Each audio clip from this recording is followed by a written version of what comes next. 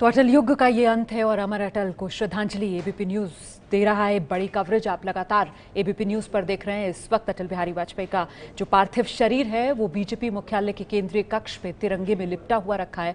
पूरे राजकीय सम्मान के साथ आज अंतिम विदाई दी जाएगी। पूर्व प्रधानमंत्री अटल बिहारी वाजपेयी को शाम 4 बजे अंतिम संस्कार होगा और इस बीच किस तरीके से अपने करीबी याद कर रहे हैं अटल बिहारी वाजपेयी को, आइए आपको सुनाते हैं।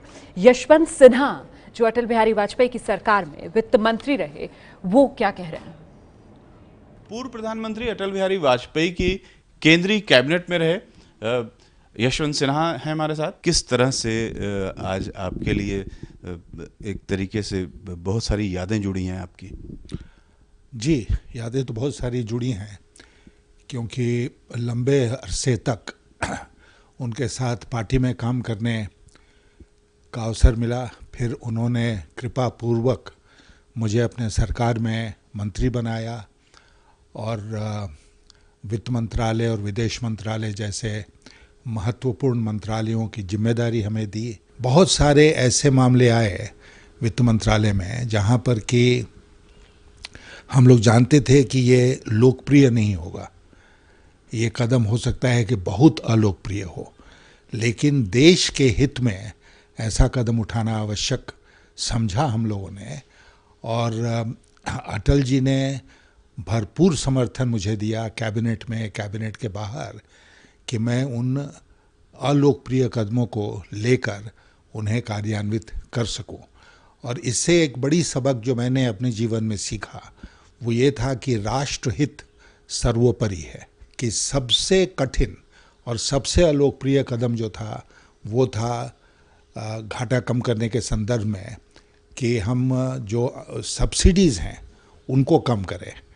और उसमें बराबर कैबिनेट में भी मतभेद होता था, सब कुछ होता था, लेकिन उसके बावजूद अटल जी चट्टान की तरह मेरे साथ खड़े रहे।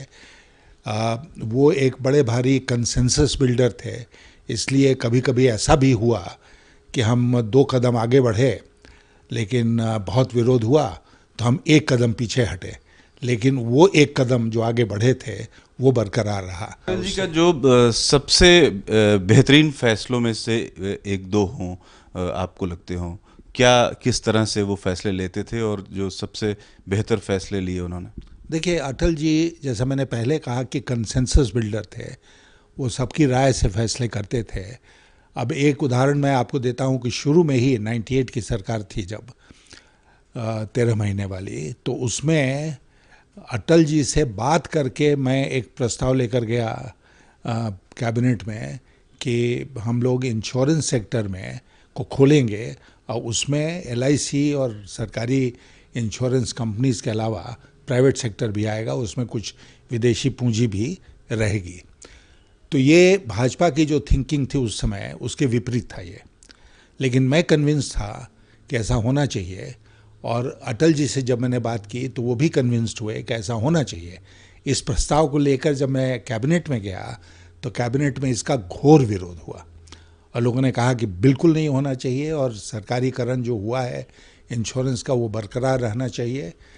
अटल जी ने देखा कि तत्काल इस पर फैसला करना संभव नहीं होगा, लेकिन वो तत्काल इसको रिजेक्ट भी नहीं करना चाहते थे, इसलिए उन्होंने एक ग्रुप ऑफ मिनिस्टर्स बना दी और जसवंत सिंह जी के नेतृत्व में एक ग्रुप ऑफ मिनिस्टर्स बना और उसकी एक बैठक हुई और उस बैठक में सहमति बनी कि हाँ इसको करना चाहिए। तो दोबारा मैं जब कैबिनेट में गया अपने प्रस्ताव को लेकर और ग्रुप ऑफ मिनिस्टर्स की सहमति को लेकर, तो वो तुरंत पास हो गया और फिर उसके बाद बिल आया पार्लियामेंट में और जो इंश्योरेंस सेक्टर में उसके चलते तरक्की हुई है वो आप सबके सामने। 2001 के बजट में अटल जी की सहमति से हमने एक प्रस्ताव रखा कि जो लेबर मार्केट है उसमें सुधार किया जाए। तो हमने उसका जिक्र किया अपने बजट स्पीच में और उसका बहुत विरोध हुआ, पॉलिटिकल पार्टीज़ का विरोध हुआ, ट्रेड यूनियंस का विरोध हुआ और लोगों का विरोध हुआ और सरकार में भी विरोध हुआ, कैबिनेट के अंदर विरोध हुआ। तो फिर उसको हम लोग आगे नहीं बढ़ा पाए। चौतरफा विरोध जब हो रहा था तो हम लोगों ने उसको आगे बढ़ाने का काम नहीं किया, लेकिन जिक्र किया था उसी प्रकार जैसे मैं सब्सिडीज़ की बात कर रहा था कि चाहे खाद्यान्न की सब्सिडी हो या फर्टिलाइज़र की सब्सिडी हो, उसमें बराबर संघर्ष होता था। मैं चाहता था कि सब्सिडी कम किया जाए और बहुत उसका विरोध होता था संसद के भीतर, संसद के बाहर। तो वो एक लड़ाई लगातार चलती रहती थी। आपने और भी प्रधानमंत्री देखे, काम किया, किस तरह से एक प्रधानमंत्री के रूप में अटल बिहारी वाजपेयी जी को आप याद करते हैं? मैं इस तरह याद करता हूं उनको कि वो अपने कैबिनेट कॉलीग्स के ऊपर पूरा विश्वास करते थे। अब वो विश्वास इसलिए करते थे कि उनके अंदर आत्मविश्वास था। दरअसल अटल बिहारी वाजपेयी के जीवन का ध्येय इंडिया फर्स्ट था।